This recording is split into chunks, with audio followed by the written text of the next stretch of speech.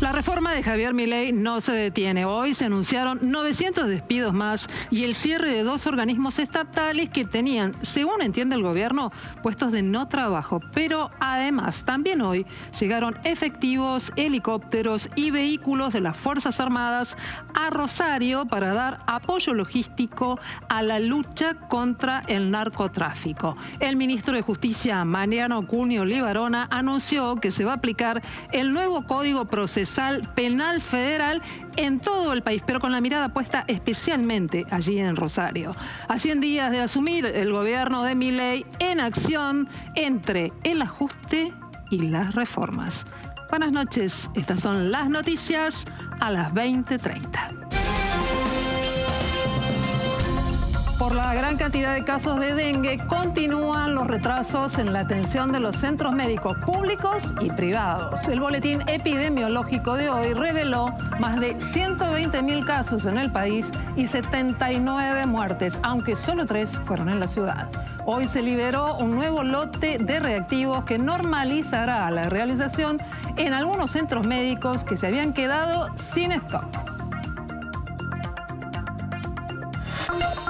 Naranja y temporal en el centro del país. En las últimas horas, una tormenta severa afectó localidades de la provincia de Buenos Aires. En 9 de julio y Bragado, las ráfagas de viento alcanzaron los 150 kilómetros por hora. Además, vino acompañado de una lluvia torrencial. En tanto, con la provincia de La Pampa, la tormenta generó caída de granizo gigante. En tanto que sobre la ciudad de Buenos Aires rige un aviso de alerta por tormentas fuertes a partir de esta noche, que van a venir acompañadas de intensa actividad eléctrica, lluvias fuertes y también caída de granizo. En unos instantes vamos a repasar toda la información.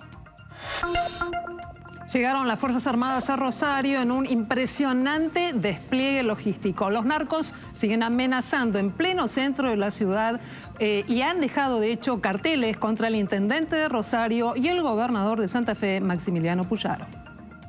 Desde mi lugar prefiero no hacer mención a la misma. Simplemente ver que hay un condimento político diferente a las amenazas anteriores. Tras versiones que circulaban en las últimas horas, el vocero presidencial Manuel Adorni confirmó que la reforma jubilatoria se discutirá en el Congreso y no saldrá por decreto. Además, el gobierno publicó hoy las nuevas escalas de monotributo con el objetivo de que la recategorización sea más rápida y así los inscriptos abonen más. Un nadador argentino marcó un importante récord al cruzar justamente en una marca nueva de tiempo el Río de la Plata. 8 horas y 52 minutos tardó Matías Díaz en cruzar todo el río y de esta forma rompió el récord mundial y para 2024 es el primero de los logros en cuanto a récord que tiene la natación argentina.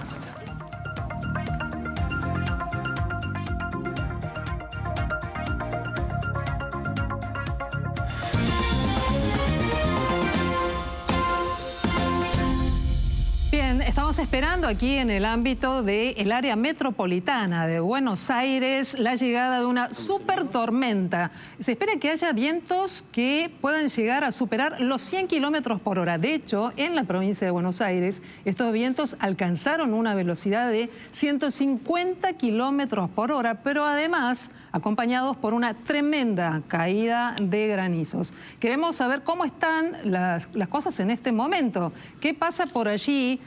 Martín Buratti, por favor, contanos desde el móvil cuál es el panorama que tenés muy cerca del río de la ciudad de Buenos Aires. Gracias, Silvina. Bueno, estamos en la costanera, enfrente del aeropuerto metropolitano. Esperábamos que de este lado del río estuvieran la mayor cantidad de nubes, pero lo que nos encontramos es que las nubes en este momento están pasando por encima de la ciudad de Buenos Aires ahora, en este momento. Para el lado de Uruguay vemos el cielo totalmente despejado.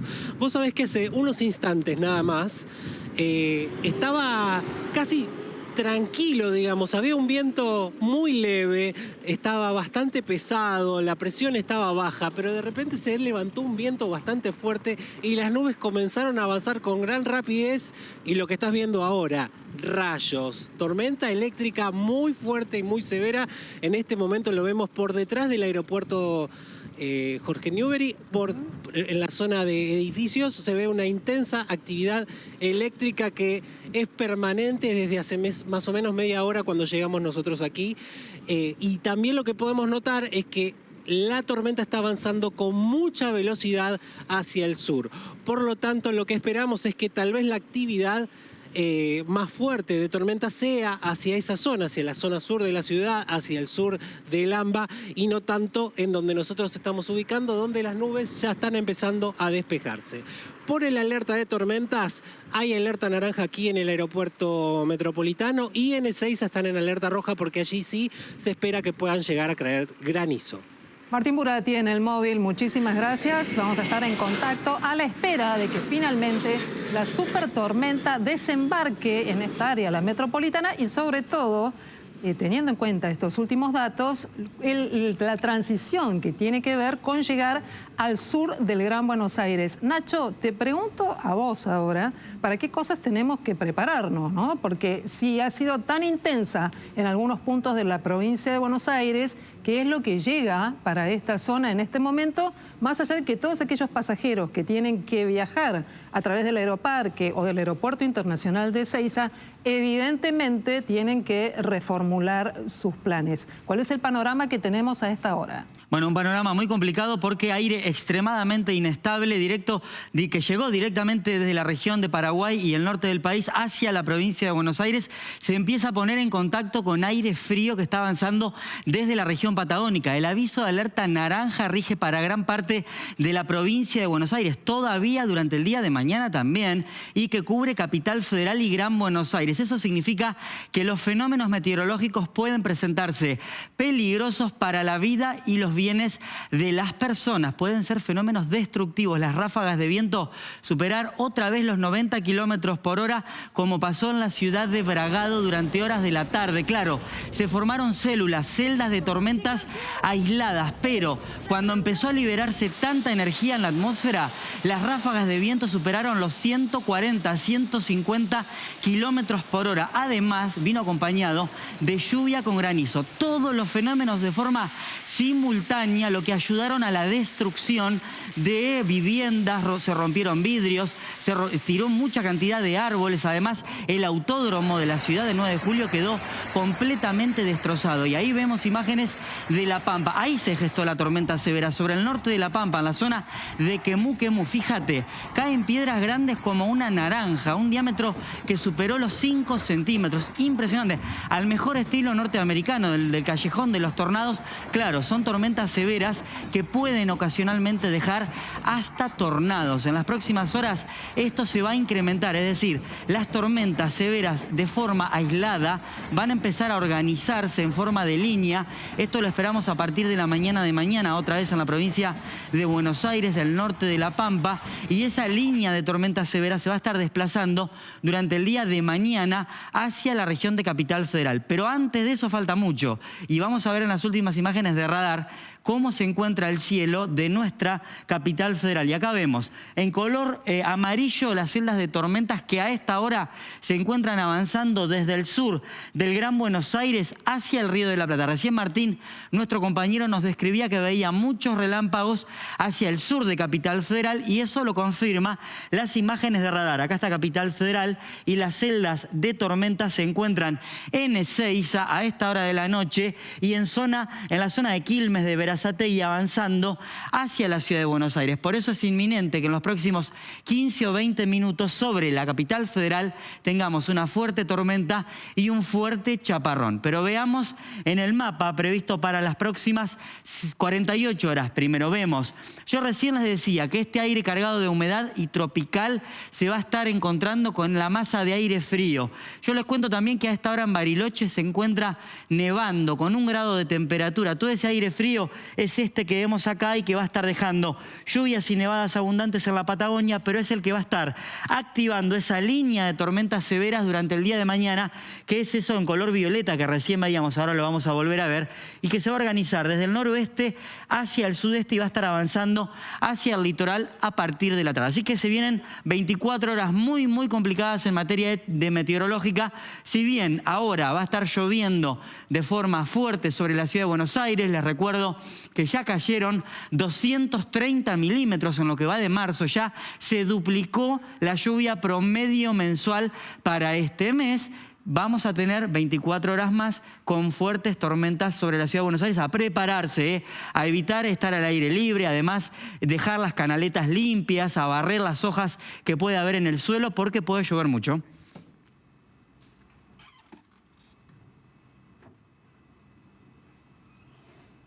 Muchas gracias a Nacho, y a tener en cuenta todos estos datos, sobre todo el capítulo que tiene que ver con la forma en la que puede verse afectada tu integridad física e incluso el riesgo de vida. Hablemos de dengue porque desde agosto hasta hoy ya hay confirmados más de 120.000 casos en todo el país. Aquí en la ciudad de Buenos Aires, las guardias médicas están sufriendo tensión porque obviamente llegan más pacientes. La mayoría tienen síntomas que están asociados a esta enfermedad. De hecho, las guardias de los hospitales porteños fueron reacondicionadas una vez más con unidades febriles para poder agilizar la atención de los pacientes. Según los últimos datos estimativos del Ministerio de Salud del Gobierno de la ciudad, en los últimos días cerca del 80% de las consultas fueron por dengue. La incesante llegada de pacientes a hospitales públicos y centros médicos privados ha tensionado a las guardias médicas. Por eso, en el Hospital Fernández, además de malestar, algunos pacientes sufrieron largas horas de espera para ser atendidos. Hace 4 horas más o menos. Viene como las 12:30, 12, son las 4:30 de la tarde.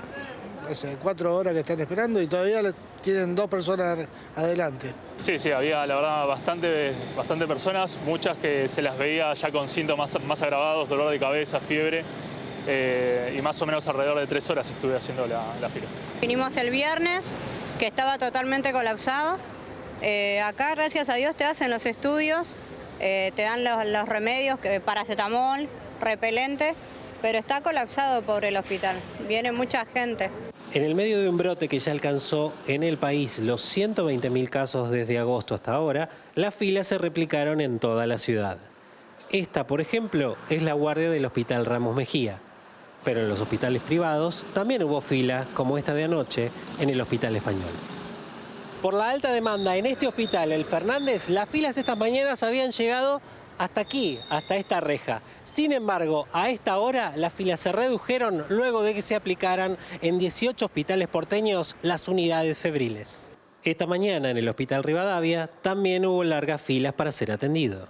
Estoy parada desde las 5 de la mañana, no me siento bien, pero ¿qué otra me queda que venir? Me sacaron sangre, me dijeron que tenía que venir ayuna, me dijeron que todavía que no puedo comer nada. Es horrible, los dolores fuertes. Te tira una cama y no te puedes levantar por 2 o 3 días. ¿Ya le hicieron el test? Sí, ya me hicieron el test, me salió positivo. Y esta es la segunda vez y ahora tenemos que ver el resultado, a ver si bajaron o subieron las plaquetas. En la ciudad se testea a todos los pacientes con síntomas compatibles con el dengue. Estos son fiebre alta, vómitos, mareos, sangrado y enrojecimiento de la piel en forma de manchas. Cuando los síntomas son leves, recientes o específicos, se recomienda esperar a la evolución del cuadro para no saturar a las guardias. Arranqué con tema de fiebre, también dolor de cabeza.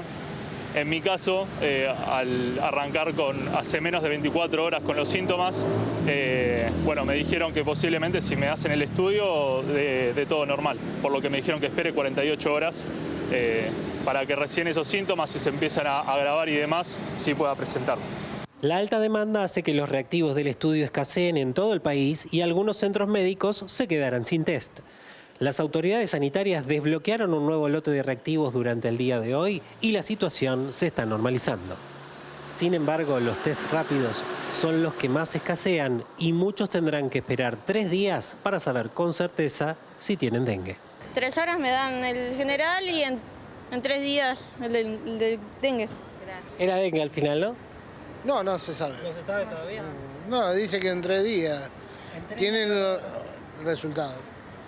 Bueno, pero todo parece indicar que sí. Espero que no.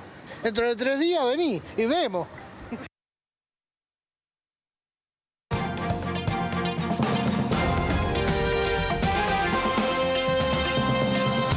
El gobierno está preparando un nuevo esquema fiscal para monotributistas. Se trata de una actualización de las escalas de las categorías con un objetivo: que los monotributistas pasen más rápidos a categorías más altas y paguen más impuestos. Sí, señores, el mismo gobierno que acusa a Axel Kicillof de un impuestazo y llama a la rebelión fiscal, estaría enviando un proyecto al Congreso distinto al de la ley ómnibus. Es decir, en la ley ómnibus había escalas más altas, en este caso serán escalas más altas. La categoría A pasará de tener un tope de 2.100.000 pesos de facturación anual a 3 millones de pesos, y también se actualiza el monto que van a tener que pagar de impuestos los monotributistas, desde la categoría A, que paga 26.100 pesos, hasta la categoría más alta de venta de servicios, que es la H, que paga 133.097 pesos de impuestos. Es decir, el gobierno lo que busca con estas nuevas escalas es que justamente la gente vaya subiendo de escala a los monotributistas de forma más rápido y vayan tributando más. En un momento, cuando se topan con la escala más alta, son excluidos del régimen de monotributos y pasan a ser autónomos. Esta es la medida que está estudiando el gobierno y que enviaría al Congreso en breve. Ahora, Leandro, hoy hubo un rumor muy intenso que tiene que ver con el tema jubilaciones. Y claro, todo el mundo trata de ver si habrá un decreto, este era el rumor, o si en realidad lo que impone la lógica, que es el debate de modificaciones en la ley, o tal vez una nueva ley será lo que finalmente gane en esta suerte de pulseada política para saber qué va a pasar con los jubilados, ¿no? Que, por cierto, hasta aquí están sufriendo y mucho el impacto de la inflación en sus saberes. Así es, sufrieron una licuación fenomenal los jubilados desde diciembre hasta la actualidad y, como decías vos, circulaban versiones sobre si iba a ser vía ley, vía el Congreso, donde la negociación es muy ardua, o si el gobierno se iba a animar a sacarlo por decreto. Bueno, hoy el vocero presidencial Manuel Adorni despejó esa incógnita y dijo lo siguiente. La nueva fórmula probablemente contemple algo elemental, ¿no? Que es que el jubilado no siga perdiendo contra la inflación como lo viene haciendo no solo desde esta última fórmula. Por ahora la fórmula por DNU no es una alternativa porque creemos que el debate debe darse entre todos los sectores y que debe ser un debate que debe dar la política. No nos olvidemos que la ley de movilidad jubilatoria, más allá de que en Argentina ha sido manoseada sistemáticamente y se ha modificado en reiteradas oportunidades, lo cierto es que estamos hablando de cuestiones que van a regir la vida de aquellos jubilados durante 15, 20 o 30 años. Va a seguir la fórmula jubilatoria todas esas lógicas, ¿no? Que no perjudique al jubilado, que cumpla con el equilibrio fiscal y que se discuta por todos los sectores. Que cumpla con el equilibrio fiscal, eso fue lo que dijo el vocero Manuel Adorni. Ahí está la gran clave del proyecto que tiene el gobierno para actualizar la movilidad jubilatoria. Es decir, los jubilados que fueron los que más perdieron desde diciembre, y se explica la licuación justamente de las jubilaciones en el superávit fiscal primario y financiero que logró el gobierno en enero y febrero, seguramente van a tener una nueva fórmula de movilidad jubilatoria en la que nuevamente pierdan. ¿Por qué? Porque el proyecto se habla de actualizar mes a mes vía inflación, pero acá la gran cuestión es cuándo se hace el empalme. Si el empalme es en abril, perderán seguramente en diciembre, en enero y en febrero mucho, porque fueron los meses de inflación alta, y para abril se espera que tengamos una inflación de un dígito. Es decir, nuevamente los jubilados van a ser los más licuados en este nuevo esquema de movilidad jubilatoria.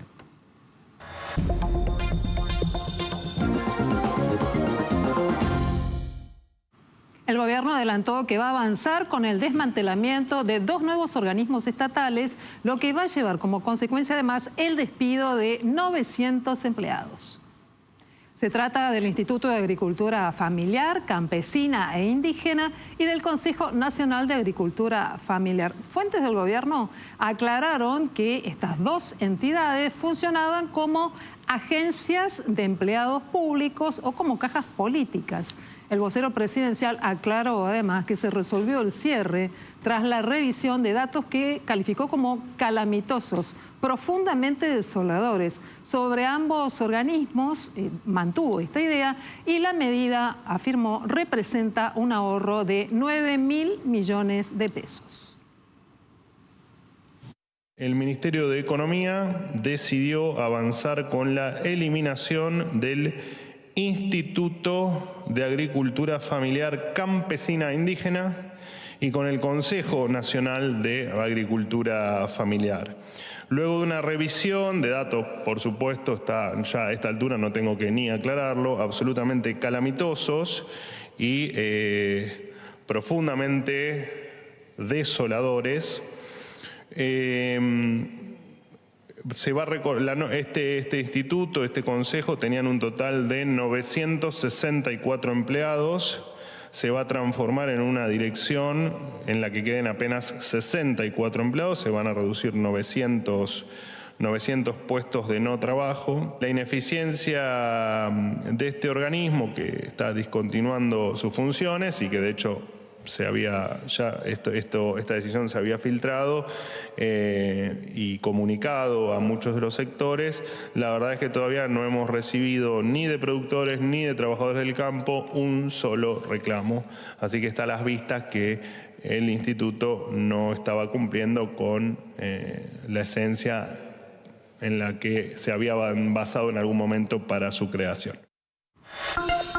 En medio de los rumores de interna, por segundo día consecutivo, Javier Milei y Victoria Villarruel se mostraron juntos. La vicepresidenta publicó un mensaje en las redes sociales junto al mandatario al finalizar un encuentro de trabajo con el resto de los ministros en la Casa Rosada, haciendo el post-reunión, dice el texto. Y luego el presidente publicó otra foto donde se los ve abrazados de espalda.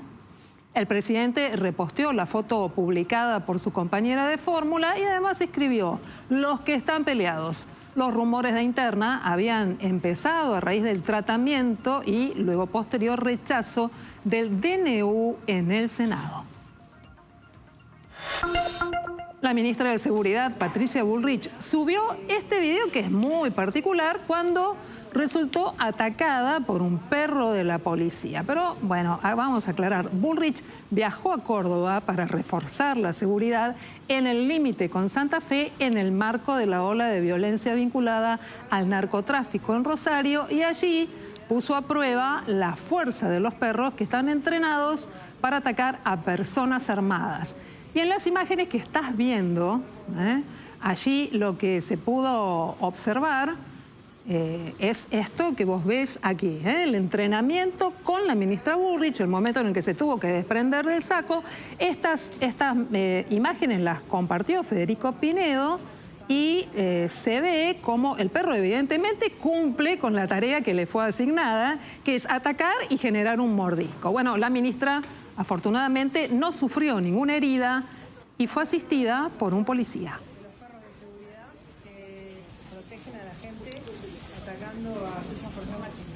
Un estudio de la consultora Equipo Mide evaluó al presidente Javier Milei, pero también a su estilo de hacer política.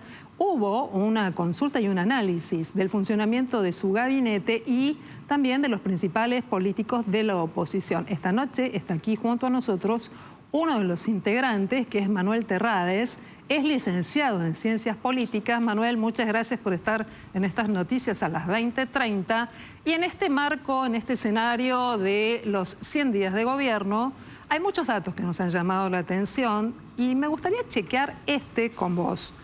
¿Es cierto que en el análisis que ustedes realizaron, el grupo social que mayor respaldo le da al presidente es, sin embargo, el que está más duramente afectado por sus medidas de gobierno?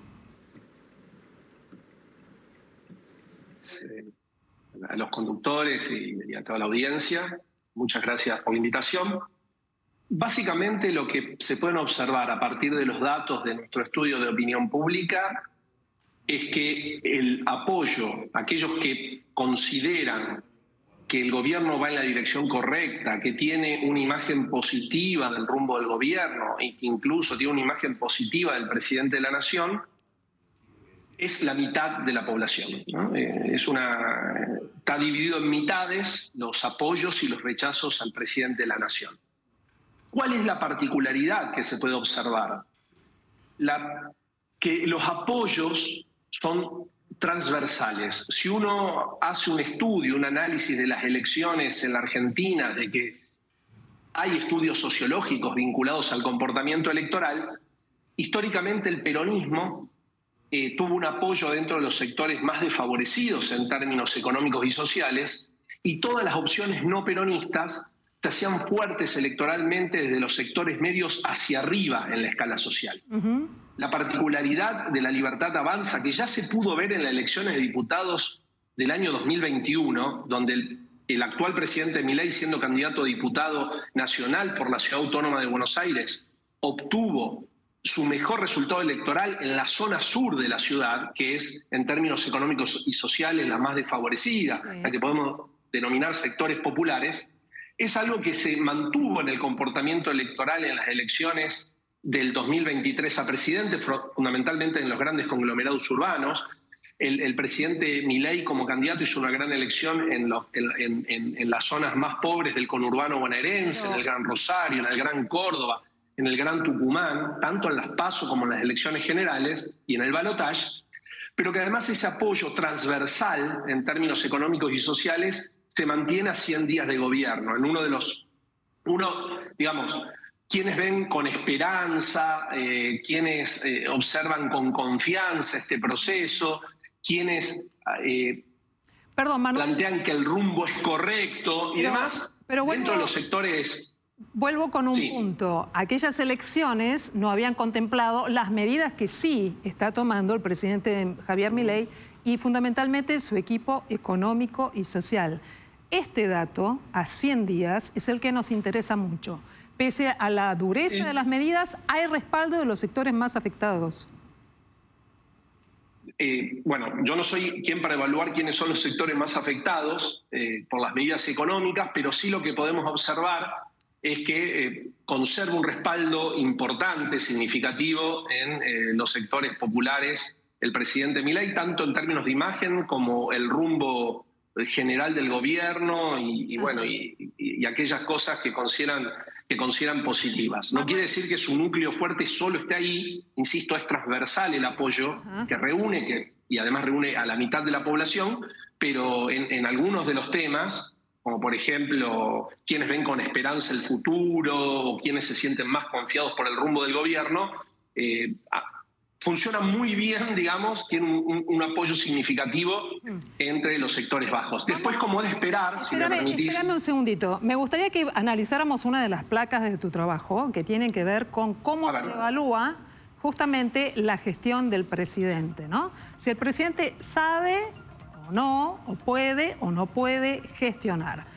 ¿Cuáles son las valoraciones con las que nos encontramos en este caso? Porque esto también es importante. 48%. Otra vez vemos... Ahí vemos que está partido, como yo les mencionaba al inicio, para cada uno de los temas, como que la opinión pública está dividida por la mitad, ¿no? Entonces un 48%, prácticamente la mitad, dice que no sabe gestionar. Pero el otro se divide entre aquellos que sabe gestionar, pero necesita tiempo, es decir, todavía van 100 días de gobierno y sin embargo hay un crédito hacia el presidente por parte de la opinión pública que lo apoya de que necesita tiempo, y otra mitad, digamos de ese 52%, que considera que sabe gobernar, pero que no lo deja la casta, ¿no? Entonces, eso nos hace también entender muchas veces cómo el presidente embiste contra la dirigencia política tradicional, ¿no? Claramente ahí aparecen las razones. Hay un porcentaje importante de la población que considera que lo que él denomina la casta no lo deja avanzar, no lo deja gestionar. Pero tiene ahí una particularidad, y en el sentido de que le da un buen registro en el impacto en opinión pública. Esta supuesta, voy a poner entre comillas, pelea contra la casta, cierro comillas. Pero por otro lado, al presidente le impide tener debate parlamentario y transformar sus iniciativas de gobierno tan necesarias en el mecanismo legal que es la ley, ¿no? Fíjate qué contradictorio esto.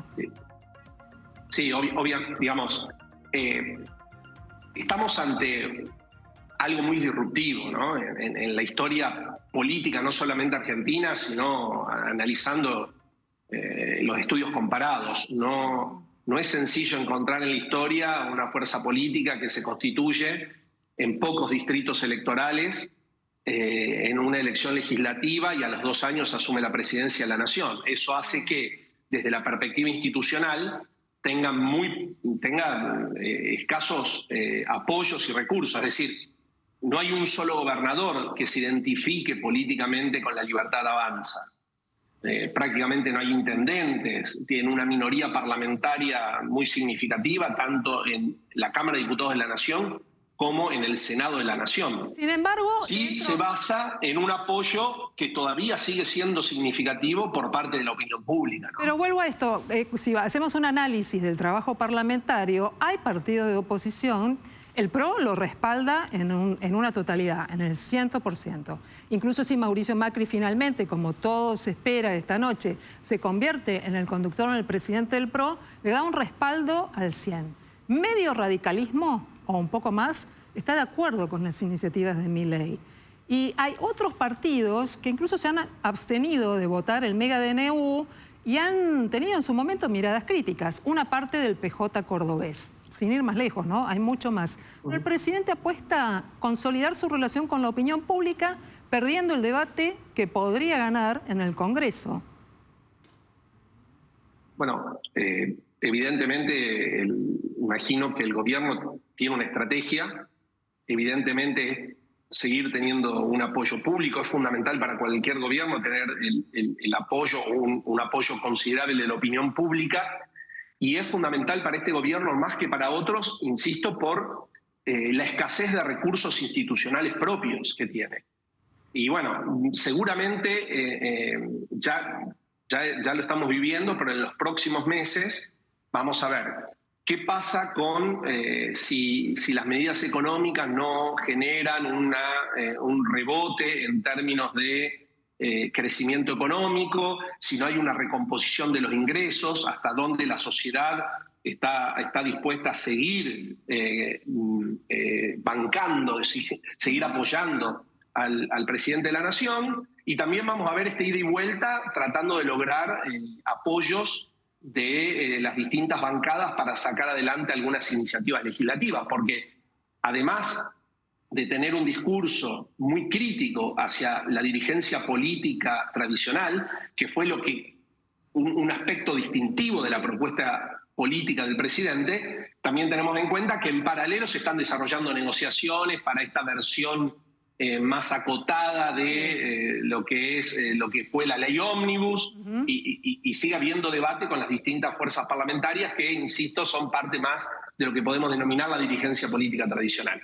Vamos a estar viviendo permanentemente con estos idas y vueltas, ¿no? Ustedes también tienen una medición que me parece muy interesante y vamos a ver en esta placa, de manera muy concreta, qué pasa hoy con los respaldos, con aquellos que tal vez tengan una mirada crítica y otros que están en una situación vereda de enfrente, diametralmente opuesta a Javier Milei. Contanos. Bueno, el tema aquí también vemos, si bien hay un porcentaje significativo de la población que no apoya ni se opone al gobierno de Javier Milei, si tomamos aquellos que se consideran oposición o que se consideran, digamos, oficialistas, también está dividida la situación. Es decir, apoyo al gobierno de Milei un 38% y que se considera opositor un 34%. Son números similares, ¿no? Y eso es lo que se puede ver. Algo interesante que sí me interesa destacar, además de los apoyos por nivel socioeconómico, a lo que le tenemos que prestar atención, es que además hemos trabajado cómo son los apoyos según el voto en las elecciones generales, ¿no? Y eso también es muy interesante, porque, por ejemplo, ¿cómo considera que es el rumbo del país? Más del el 95% de aquellos que votaron a Milei en las generales de octubre consideran que el rumbo es adecuado. Pero también más del 83% de los que han votado a Juntos por el Cambio. Y prácticamente la mitad de aquellos que votaron por Schiaretti, que mencionabas vos al peronismo cordobés. Mientras que por el lado contrario, más del 95% de quienes votaron al FIT y de quienes votaron a Unión por la Patria, y la mitad de los que votaron a Schiaretti tienen una imagen negativa sobre cuál es el rumbo del país. Y yo creo que ahí lo que estamos viendo es que se mantiene un poco lo que fue la elección del balotaje, ¿no? Claro. Milei conservó sus votos y tuvo un grandísimo apoyo de aquellos que habían votado por Patricia Bullrich en la primera vuelta. Nosotros hemos realizado estudios sobre esos, y una porción significativa de aquellos que se expresaron a favor de Schiaretti en octubre de 2023. Bien, entonces, yo creo que a pesar de la dureza, que pasaron 100 días y que realmente son medidas económicas duras, que el presidente ya las había anunciado en campaña, les obliga, logra mantener de alguna manera los apoyos que luego logró en la segunda vuelta electoral. Y bueno, eso le da espacio para seguir contando con un apoyo significativo de la opinión pública. Manuel Terrades, de la consultora MIDE, te agradecemos mucho toda esta data. Por supuesto, vamos a estar muy atentos porque apenas han pasado 100 días. Entiendo el impacto de los 100 años, que por allí sobrevolaba, por todo lo que esto implica en política. Es un gran desafío para la libertad. Casi se me escapa. Sí, te entendimos perfectamente. Corregí en sobre la marcha. Es el impacto de lo que tiene para muchos estos 100 días. Es un gran desafío para la Libertad Avanza, pero también para la oposición, que por estos días está buscando cómo barajar y dar de nuevo. Muchísimas gracias y buenas noches. Muchísimas gracias a ustedes. Hasta luego.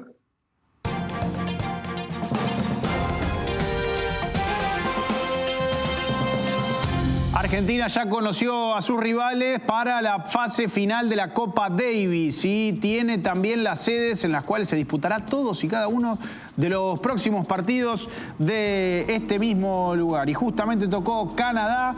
Está también, bueno, todo el equipo, ¿no? Canadá, Finlandia y Gran Bretaña en la zona D de esta Copa Davis para el equipo capitaneado por Guillermo Coria. Veremos cuáles serán también las fechas, que es algo de lo confirmado. Del 10 al 15 de septiembre se competirá y bueno, el sorteo fue en la Federación Internacional de Tenis en Londres y también, obviamente, además de determinar el grupo, puso como sede principal el partido ante Gran Bretaña, o mejor dicho, de la serie ante Gran Bretaña, el lugar de Manchester. Así que será ahí mismo donde se dispute. El AO Arena, ahí mismo se va a jugar. Es un estadio de los cubiertos más grandes de Europa.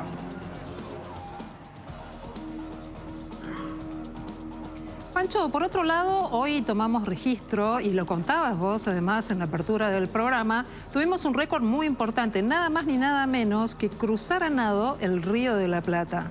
¿Qué se sabe? Y con este clima que tampoco debe ser para nada fácil, pero un nadador argentino rompió el récord y con 8 horas 52 minutos se quedó justamente con la marca máxima. Matías Díaz se llama y cruzó el Río de la Plata en este tiempo reducido. Logró marcar algo que realmente, obvio, al ser un récord no se había visto hasta el momento, pero sumergirse durante toda esta cantidad de minutos dentro del Río de la Plata es muy pero muy peligroso. Por eso tanto equipo alrededor suyo. No solamente es la persona que nada quien está metida en esta travesía, sino también todos los que están a cargo de la asistencia y el control médico. No se puede tomar su tiempo porque necesita romper el récord, o al menos ese era el objetivo de Matías, y por eso mismo tenía que estar bien monitoreado. Recibió un montón de mensajes de apoyo, según lo que él mismo contó, y dijo, la verdad que era algo nuevo para mí, porque no era una carrera, sino que estaba yo solo en busca de este récord. Bueno, la verdad que en noviembre decidí plantearme como objetivo hacerlo a principio de año, en febrero, marzo, todavía no sabía muy bien la fecha, pero tenía como objetivo hacerlo. La verdad que la Asociación de Nadando Argentina me ofreció cruzarlo y lo pudimos hacer por suerte ahora a principio de año, y al principio se iba a hacer fines de febrero, pero finalmente se hizo bueno, este sábado, como ustedes lo están viendo. Y nada, fue una experiencia increíble. La verdad que estoy acostumbrado a competir estas distancias, pero en competencias, o sea, en competencias del circuito mundial, que son de ultramaratones, pero no como un desafío en donde tenga que ir solo y compitiendo contra un reloj o contra mí mismo. Así que fue algo diferente que tuve que también descubrir en esta travesía. Cuando volvamos de la pausa vamos a hablar de Rosario, las amenazas narco, las detenciones, las cuestiones que tienen que ver con la logística desplegada por el gobierno nacional, pero además el tratamiento judicial que se le debe dar a este tipo de delitos. Todo esto y más, como siempre, aquí en estas noticias a las 20:30.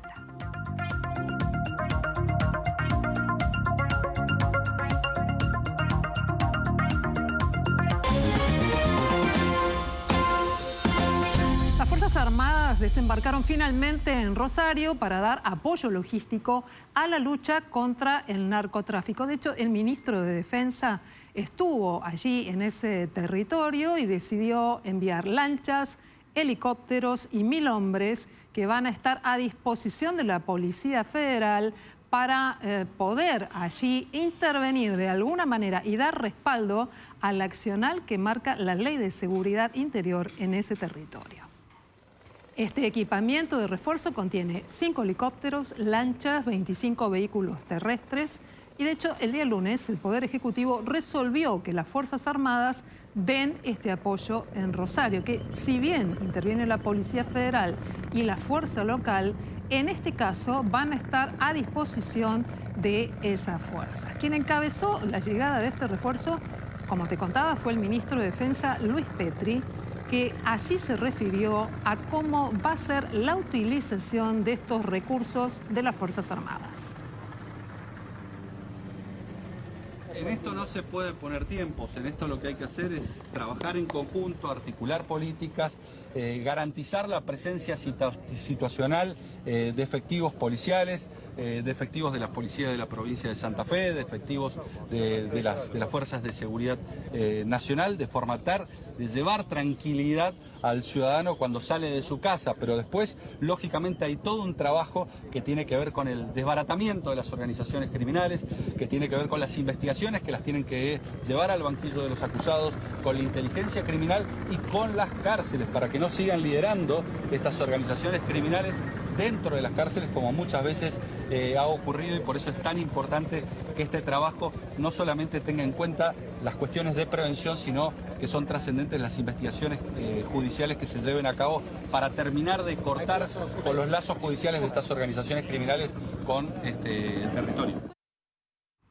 Y hoy el centro de la ciudad de Rosario amaneció empapelado con amenazas, esta vez dirigidas al intendente Hapkin y al gobernador Puyaro. ¿Qué decían? Con la mafia no se jode o llueve plomo.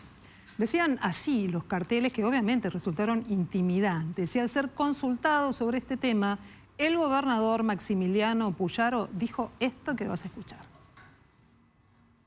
No, como gobernador y Pablo como intendente, nos parece que es lo que buscan, ¿no? Que nosotros le contestemos a estas amenazas, con lo cual desde mi lugar prefiero no hacer mención a la misma, simplemente ver que hay un condimento político diferente a las amenazas anteriores y que vamos a llegar también hasta las últimas consecuencias. Aquí no se puede permitir que en una ciudad que lamentablemente se han corrido los límites y ha tenido mucho miedo en los últimos tiempos, que algunos pretendan sacar provechos en estos momentos, tanto los criminales, los delincuentes, quienes están presos, y que no vamos a volver atrás en las políticas públicas que estamos llevando adelante.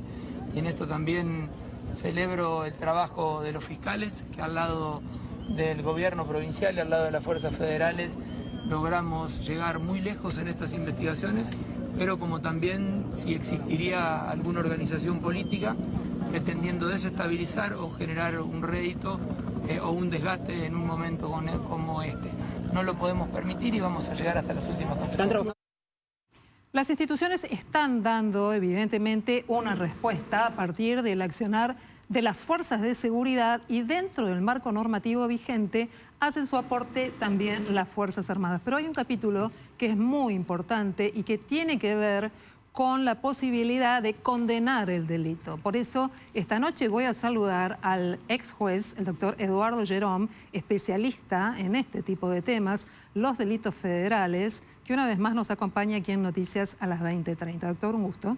Igualmente, el gusto es mío, Silvina, como siempre. Doctor Gerón, usted ha seguido a lo largo de su carrera especialmente este tipo de situaciones, ¿no? Los delitos federales. Por eso me parece muy interesante que podamos compartir algunas cuestiones que hoy ha manifestado el Gobierno Nacional y en particular lo ha hecho el Ministro de Justicia, el doctor Mariano Cuneo Libarona. Vamos a compartir estas ideas. El ordenamiento procesal federal, es decir, que en todo el país rija el sistema acusatorio, que consiste en un fiscal que investiga, la defensa que defiende y un juez imparcial distinto que ocupa las tareas imprescindibles, indelegables, jurisdiccionales. Este sistema se encuentra probado en los hechos en las provincias del norte, como lo acompaña toda la academia, los jueces, la doctrina en general, es el sistema idóneo, eficaz, oralidad, transparencia, publicidad, participación de partes, no tanto papeleo, no tanto tiempo. Es mucho más rápido. Evitamos algo que es un tremendo daño para las víctimas, para el imputado y para la sociedad, que es la prolongación indebida de los procesos. Nuestra gran aspiración, para eso estamos acá y acaba mi vida, es transformar la justicia. Queremos que durante el gobierno de Javier Milei, él me lo pidió especialmente muchas veces, transformemos la justicia, división de poderes, independencia, eficacia. Nicolás Pose me habla de mano justa. Y bueno, todas estas reformas que estamos emprendiendo precisamente tienden a que tengamos una justicia eficiente y una justicia rápida. Hay muchos capítulos que se abren a partir de este compacto de declaraciones que hoy hizo el doctor Mariano Cuneo Libarona en Casa Rosada, el ministro de Justicia. Doctor Gerón, usted tiene la experiencia de haber sido juez y hay varias preguntas para tener en cuenta. Una justicia que no cubre el 33% de sus cargos. ¿Puede llegar a condenar un delito y un delito tan sensible como el de el narco y el lavado de activos? Bueno, creo que la realidad nos está mostrando que no. Porque primeramente ya la justicia tiene serios problemas estructurales, porque no hay suficiente cantidad de juzgados para... el delito ha crecido indudablemente, ha crecido la población, el delito ha crecido geométricamente más todavía. Y si no hay jueces que puedan juzgarlos, entonces obviamente los procesos se eternizan. ¿Por qué? ¿A qué se llega inclusive con esta situación? A que se busquen soluciones alternativas para no llegar a hacer un juicio. Entonces hay tribunales que conceden, por ejemplo, una probation, conceden suspensiones de juicio, conceden montones de cosas que no corresponden. ¿Pero por qué? Porque a lo mejor están atiborrados de trabajo y no tienen tiempo para hacer juicios. Doctor, la decisión del gobierno parece ser finalmente aplicar algo que ya fue aprobado, que es la modificación del Código Procesal Penal, para poder avanzar sobre el combate de los delitos federales, ¿no? Es como que finalmente se ha tomado una decisión política que es avanzar sobre esto. Hoy el presidente de la Corte Suprema de Justicia, el doctor Horacio Rosati, que también es el presidente del Consejo de la Magistratura, quien propone ternas para designar jueces, fiscales, defensores, señaló que era necesario modernizar y avanzar con nuevas lecturas sobre la justicia, porque si no, el delito avanzará finalmente sobre nosotros. Esta vez, ¿cree que puede llegar a funcionar esta modificación, esta posibilidad de ir por lo que se había aprobado pero no se ejecutaba? Sí, creo que sí. ¿Por qué? Porque veo una verdadera voluntad, una verdadera decisión de cambio. No nos olvidemos que el Consejo de la Magistratura, que es el organismo que tenía que nombrar jueces, estaba constituido por mayorías políticas que se dedicaban exclusivamente a buscar un nombramiento acomodado de jueces que le iban a responder políticamente. Acá veo que se busca la independencia judicial y además Este código en particular, que es el que estamos viendo, coincido con el doctor Cunio Libarona totalmente porque cambia el sistema. Hasta ahora un juez podía investigar un hecho y después resolverlo. El mismo juez investigaba el hecho, lo resolvía, estaban tapados de trabajo, entonces duraba muchísimo. Esto es muy importante lo que usted va a explicar, porque a veces nosotros los periodistas hablamos y decimos, bueno, el nuevo código, no explicamos cuál es la diferencia y por qué ahora es tan importante esta modificación y no pensar tanto en el juez y sí empezar a mirar a otro actor fundamental cuyo trabajo es acusar, para eso están los fiscales, ¿no? La prueba central, o de hecho, la modificación central tiene que ver con el rol de los fiscales aquí. Exactamente. ¿Por qué? Porque el fiscal ahora se transforma y va a hacer todo lo que hacía el juez antes, que era hacer la investigación. Ahora le toca al fiscal. Si la puede hacer, es el que la tiene que hacer. Tendrá que asumir todas las responsabilidades para hacer las investigaciones de todas las causas que tiene bajo su mando. Y después, cuando el fiscal llega a determinadas conclusiones, etcétera, le dice al juez, acá tengo las pruebas, le pido a usted que haga tal cosa, que detenga a un individuo, le pido a usted que condene a fulano de tal, le pido a usted que haga esto, que tome tal medida de intervención, y el juez, que pasa a ser de un actor que estaba allí principal, pasa a ser el órgano imparcial, el que mira lo que hace el querellante, mira lo que hace la acusación, mira lo que le dice la defensa y ahí toma una decisión final. No a todos los jueces les gusta o les interesa cambiar este rol porque de alguna manera sienten que pierden un poco de poder y hasta de influencia.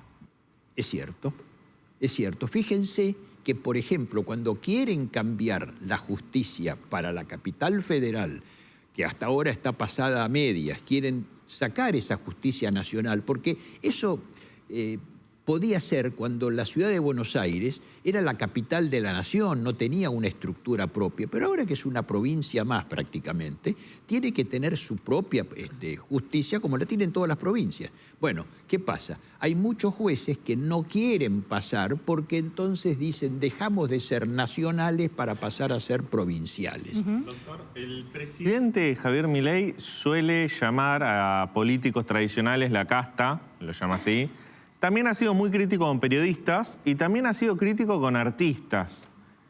¿Por qué cree usted que todavía no llamó a los jueces como parte de la casta? ¿Por qué? Porque creo que una de las cosas que se ha preocupado y procurado también hacer es marcar la independencia judicial. Entonces, en tanto y en cuanto él se meta con los jueces, estaría quebrando su propio axioma, que es la justicia tiene que ser independiente. Simplemente creo que es por eso, porque además la naturaleza del presidente Milei precisamente es la provocación muchas veces, el responder a un ataque con otro. Bueno, son características personales, pero respecto de la justicia, teniendo en cuenta que el ministro de Justicia es una persona realmente con los quilates de Cunio Libarona, no me cabe duda que la independencia judicial va a ser lo que él busca. Entonces, ¿usted cree que si la Corte hace un fallo que no le gusta a la Casa Rosada, no van a criticarlo como parte de la casta? Esperemos que no. Doctor Llorón, vuelvo a Rosario, que nos preocupa y nos duele mucho, la situación que está atravesando realmente muy, muy delicada.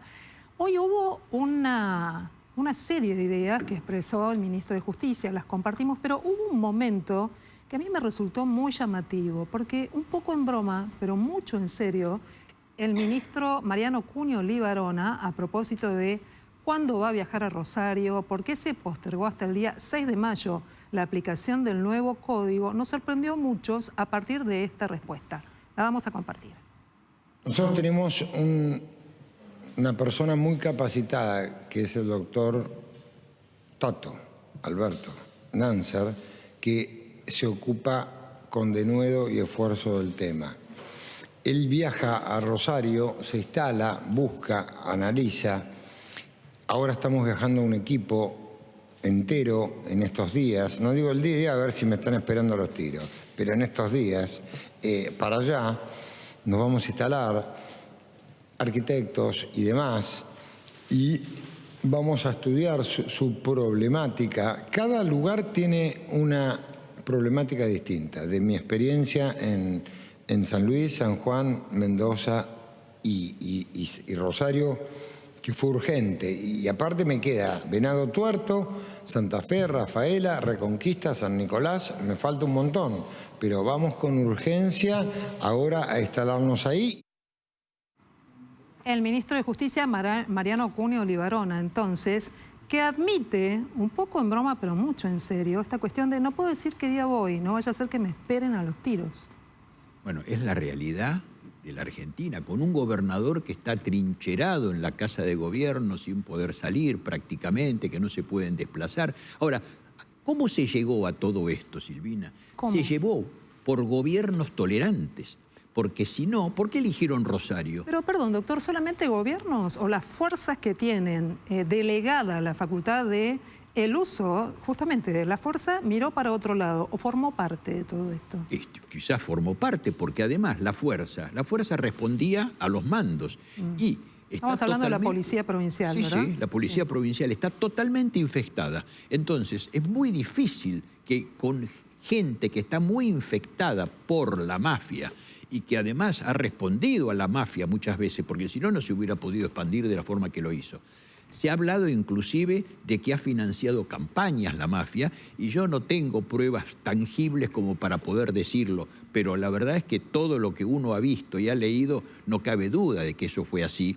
Entonces, ¿qué pasa? Encontramos una situación que ocurre como pasó en Italia muchas veces, en la que se precisó un fiscal, unos jueces, pero realmente una mano dura impresionante para poder doblegarlos.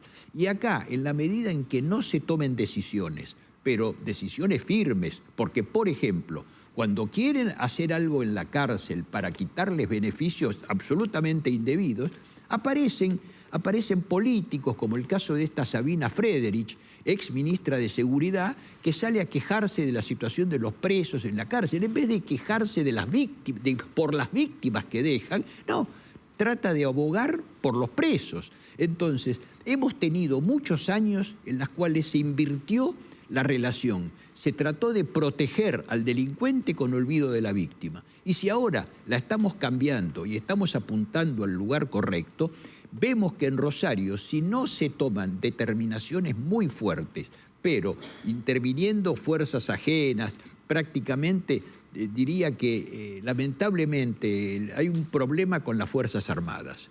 Que sí, que no. Yo reconozco que no es misión de las Fuerzas Armadas ir a buscar delincuentes o ir a buscar, sino que es defender las fronteras. Pero por lo menos creo que el hecho de hacer algunas diligencias o algunas medidas de apoyo logísticas, como están haciendo, algo es algo, ¿no? Sí, también voy a insistir con el tema de qué es lo que ocurre con la justicia y esa cifra que me parece muy alta, 33% de cargos vacantes en el Poder Judicial y una decisión que se tomó hoy en Rosario, que es intervenir las fiscalías. Creo que ese no es un dato menor. ¿Por qué se puede llegar a tomar una decisión de estas características? Bueno, ¿por qué? Porque las fiscalías ahora van a cambiar su sistema.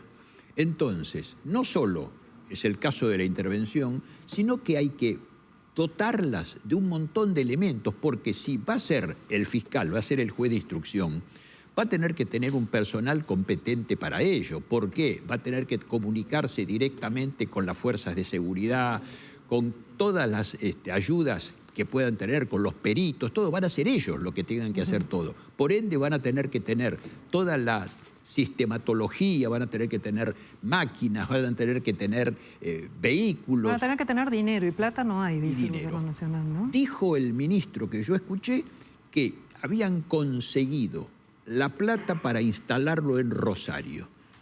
No se sabe cuánto ni cómo, pero dice que con ese poco que consiguieron lo van a poder instalar y lo están haciendo. ¿Hay salida para los rosarinos, para Rosario, para Santa Fe en general? No va a ser en poco tiempo. Me parece que estas cosas, estando tan enquistadas como está la mafia narcoterrorista en Rosario, no va a ser en poco tiempo que puedan salir. ¿Por qué? Porque siempre se van a defender, van a tratar de defender sus privilegios, no van a querer perder los millones y millones que manejan. ¿Por qué la mafia es tan difícil de atacar? ¿Por qué?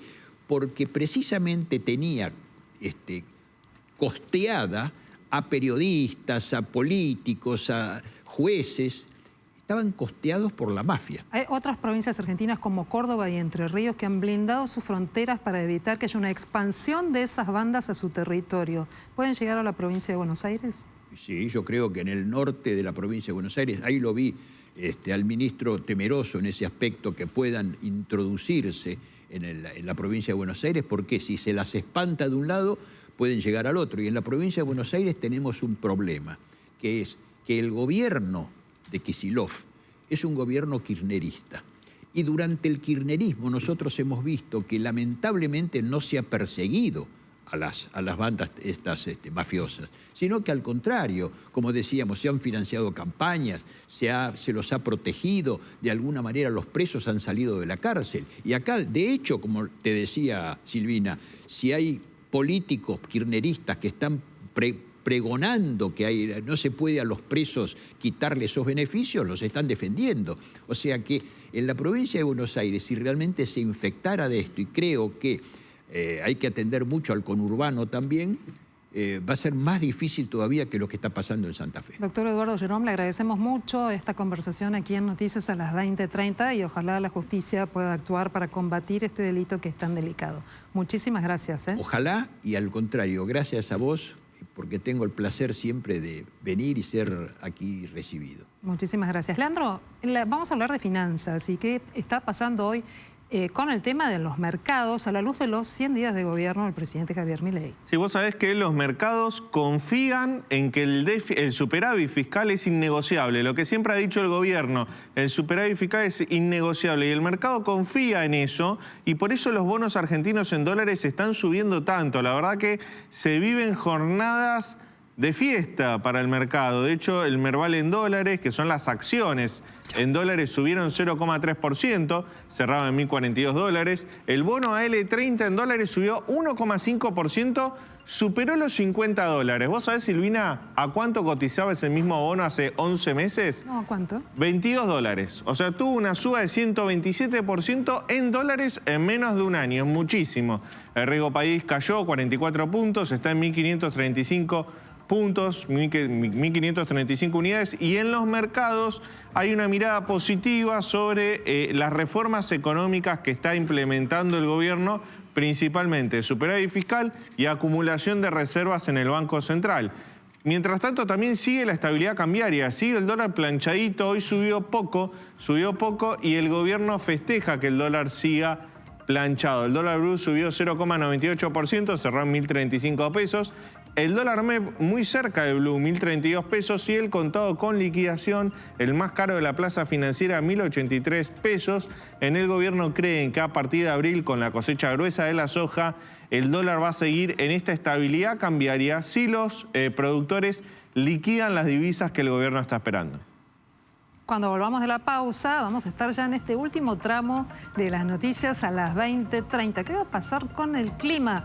Ya tenemos sobre nosotros la tormenta. Todo esto y mucho más, como siempre, esperamos que ya venimos. Bueno, Juancho, queremos saber qué es lo que ha pasado con los sorteos para los equipos argentinos en la Libertadores y también en la Copa Sudamericana. Quedó todo definido, solamente restan algunos detalles, obvio, que comprenden a lo que tiene que ver con la organización y, bueno, la fijación de algunos días. Pero en la Copa Libertadores vamos a destacar lo que sucedió con el grupo de San Lorenzo, que está junto a Palmeiras, Independiente del Valle y Liverpool de Uruguay, y después en el grupo H está River Plate junto a Libertad de Paraguay, Deportivo Táchira y Nacional de Uruguay. Muchos dicen grupo poco complicado el de River, no hay que confiarse en la Copa Libertadores y todavía falta que algunos mercados de pases cierren sus sus refuerzos, que muchas veces sirven como repuestos, ¿no? También los equipos. El grupo D de la Copa Sudamericana lo tiene a Boca como líder, a Fortaleza de Brasil, a Nacional de Potosí y a Sportivo Trinidense para cerrar la nómina, y el H de la misma competencia lo tiene a Racing Club como puntero, como cabeza de grupo, a Coquimbo Unido de Chile, a Sportivo Luqueño de Paraguay y a Bragantino de Brasil. A los miembros del Consejo de la Conmebol, a cada uno de los presidentes de las 10 federaciones miembros, a las distinguidas autoridades. Bueno, queremos saber qué es lo que está pasando ahora con el clima, cómo vamos a terminar esta noche, Nacho, y además qué va a pasar mañana. Bueno, te digo que cayeron entre 20 y 50 milímetros en el periodo de tormenta, en apenas media hora sobre Capital Federal. Más de 55 milímetros en un ratito en el oeste del Gran Buenos Aires. Y ahí vemos, está todo mojado, pero entramos en un mejoramiento temporario de las condiciones meteorológicas. Eso significa que vamos a tener un rato sin lluvias, pero ahí vemos en las imágenes de radar del Rain Alarm cómo el chaparrón y la tormenta fuerte que vino acompañada de fuertes ráfagas de viento se encuentra desplazado hacia el Río de la Plata y ya está entrando a Colonia, hacia la República Oriental del Uruguay. Y hacia el sudoeste quedan algunas lluvias débiles que vienen en camino a la ciudad de Buenos Aires. Y después entra un mejoramiento que es el que te decía recién, que nos va a dar un respiro un rato nada más. ¿Por qué te digo esto? Porque la presión está disminuyendo, 1003,8 hectopascales. Eso significa que es un mal síntoma, que continuaremos en las próximas horas con posibilidad de tormentas fuertes. Nacho, ¿esto va a pasar mañana directamente o ya esta noche? No, mañana. Mañana, durante la mañana se espera el desarrollo de algunas nubes de tormenta y chaparrones de forma aislada, pero a partir de la tarde, cuando se acerca el frente frío, ahí se va a formar esa línea de tormenta que les mostré hoy, y entre la tarde y la noche de mañana la tormenta va a ser fuerte, van a venir ráfagas de viento del sector sur muy fuertes y una lluvia muy rápida, muy fuerte. Así que presten atención porque mañana es un día muy complicado, transición de la masa de aire cargada de humedad y del aire fresco. Entonces, chaparrones y tormentas para esta noche ya de débil intensidad con 24 grados de temperatura. Mirá mañana temprano, todavía dentro del aire cálido y húmedo con viento del sector norte, 23 grados la temperatura mínima, como te decía recién, el viento del norte, posibilidad de tormentas aisladas que pueden ser fuertes, pero a la tarde la mayor chance de lluvias y de tormentas fuertes con una máxima de 27 grados. Mira la humedad, 98%. Y fíjate la noche, que ahí sí vamos a notar un descenso de temperatura, 20 grados, tormentas fuertes y el viento, mira, 45 kilómetros por hora del sector sur con ráfagas que pueden estar en 90 kilómetros por hora. Así que mañana, atención, porque es un día muy complicado en materia de tiempo, no solo en Capital Federal, sino en la parte central del país. Bueno, Nacho, tomamos nota y obviamente se impone. La pregunta es cuándo vamos a tener una salida, pero real a esto. Pues la verdad es que nos preocupa demasiada agua caída. Mira, vienen 48 horas después de las lluvias, es decir, jueves y viernes, de descenso de temperatura, de aire seco, así que vamos a tener un impas. Fin de semana que viene, ya te adelanto, sin lluvias, pero todo indicaría que hacia mediados de la semana que viene ese viento norte va a hacer retornar la humedad y el tiempo inestable. Y te cuento otro dato. A las 06 ahora, en poquito, arranca el otoño astronómico, así que ya mañana vamos a estar en la nueva estación. Bueno, bárbaro, ahí vamos. Es tan lindo el otoño aquí en la ciudad de Buenos Aires que ojalá el clima nos pueda permitir vivirlo de una manera distinta. Bueno, hasta aquí te contamos la información, mucha información de todo lo que pasa en tu ciudad, en el país y en el mundo. Mañana nos volvemos a encontrar para seguir haciendo juntos estas noticias a las 20:30.